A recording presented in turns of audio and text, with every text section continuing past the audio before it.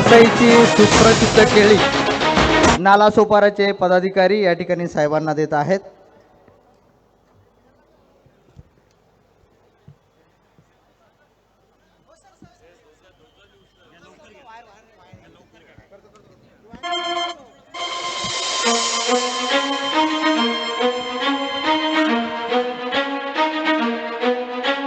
शंखनाद होऊ दे, रणदुंदुभी वाजू दे, नाद घोष गरजू दे विशाल. दुष्ट शक्ती जाळल्या, मार्ग स्पष्ट दावल्या, धग धग ती पेटू दे मशाल. मशाल. शत्रूवर हल्ला कर, लढाईस हो तयार, तनाती पेल तू मशाल. वारे हे पलटतील, भासे हे उलटतील, लढत रहा सैनिका. हॅलो हॅलो नाही ठीक आहे ठीक आहे.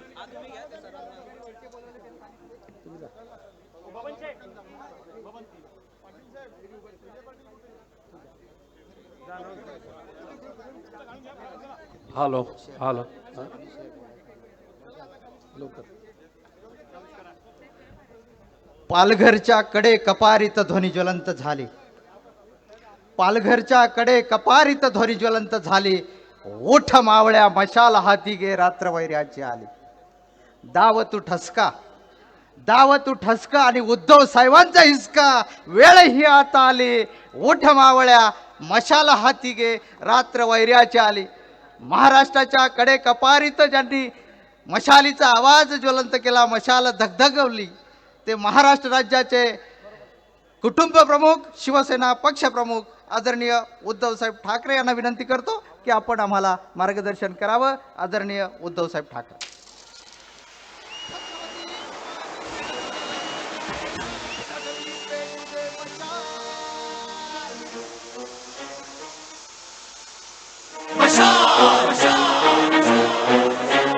शत्रूवर हल्ला कर, लढाईस हो तयार, तनाती पेल तू मशाल. वारे हे पलटतील, भासे हे उलटतील, लढत रहा सैनिका कुशाल.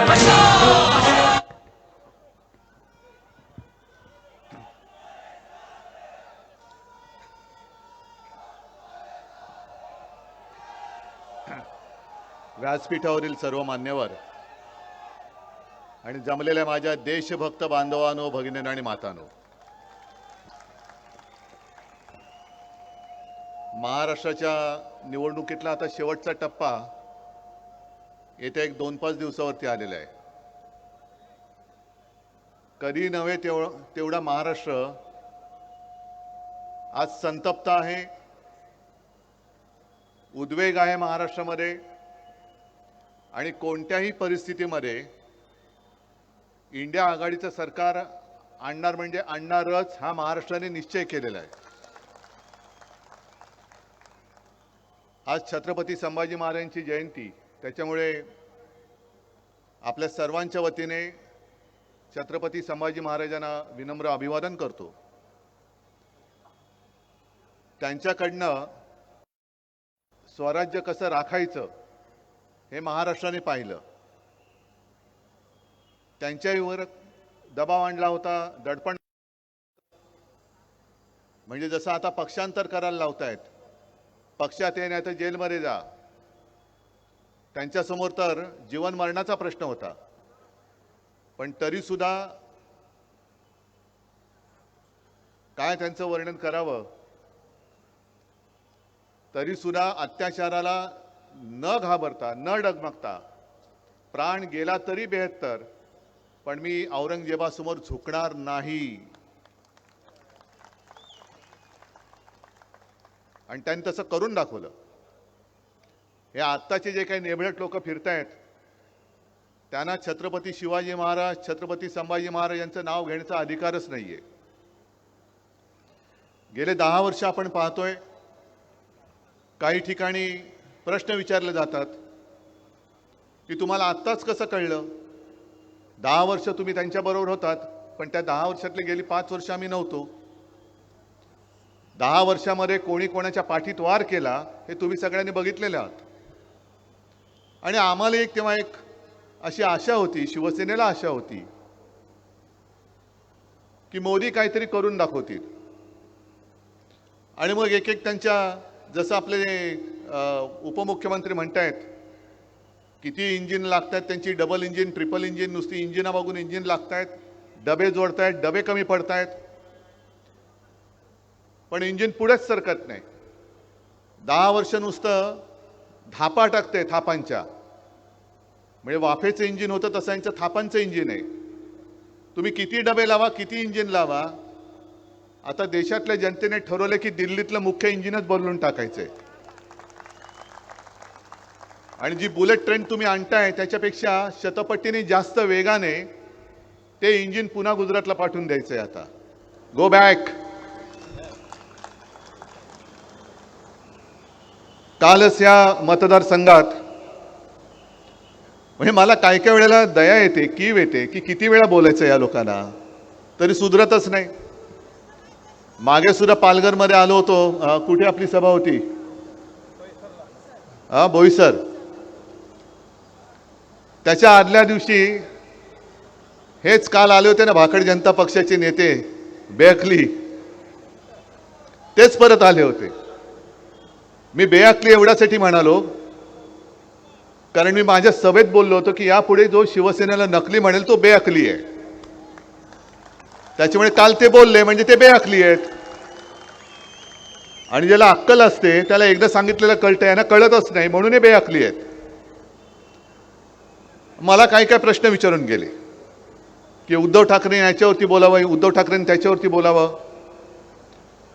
मी अमित शहाना सांगतोय, जे बोईसरच्या सभेत बोललो होतो तेच परत सांगतोय की तुम्हाला जरा जरी अक्कल असेल तर माझ्याबरोबर व्यासपीठावरती या आणि कुठे म्हणाल तिकडे तुमच्याबरोबर मी चर्चा करायला तयार आहे. तुम्ही वाटेल ते प्रश्न विचारा, मी बोलायला तयार आहे, पण मी जे प्रश्न विचारेन त्याच्यावरती तुम्ही बोला.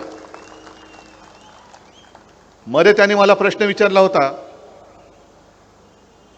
की उद्धव ठाकरे राम मंदिरात गेले नाही, त्यांनी प्रभू श्रीरामाचा अपमान केला. अहो अमित शहाजी, तुम्ही मुहूर्त काढणारे कधीपासून झालात?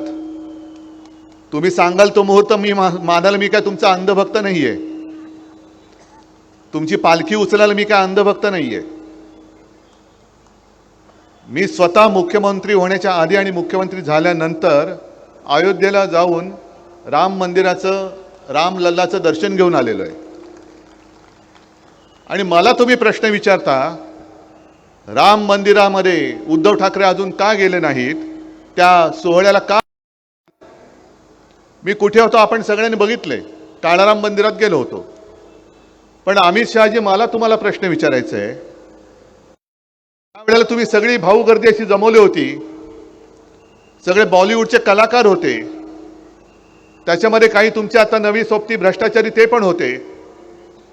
माझ्या देशाची अस्मिता असं ते तुम्ही मोठं मंदिर उभं केलं, तुम्ही नाही केलं, कोर्टाच्या निकालाने ते झालं, पण श्रेय तुम्ही उपटायला गेलात. मग देशाच्या अस्मितेचा प्रश्न असणाऱ्या राम मंदिराच्या लोकार्पण सोहळ्याच्या वेळेला माझ्या देशाच्या राष्ट्रपती महामहिम द्रौपदी मुर्मूताई का नव्हत्या, ह्याचं उत्तर तुम्ही द्या. का मुर्मूबाईंना, त्या आपल्या महामहिम राष्ट्रपतींना तुम्ही गाभाऱ्यामध्ये का घेऊन गेला नाहीत, आदिवासी आहेत म्हणून? आणि याच तुमच्या बुरसटलेल्या गोमूत्रधारी मानसिकतेविरुद्ध महामानव डॉक्टर बाबासाहेब आंबेडकरांनी लढा दिला होता. त्याच काळाराम मंदिरात तुम्ही तिथे जेव्हा तुमच्यावरती कॅमेरा ठेवून, म्हणजे मोदीजींवरती कॅमेरा ठेवून राम राम राम राम करत बसला होता, तेव्हा मी त्या काळाराम मंदिरात गेलो होतो. हे काय तुम्हाला माहिती नाही?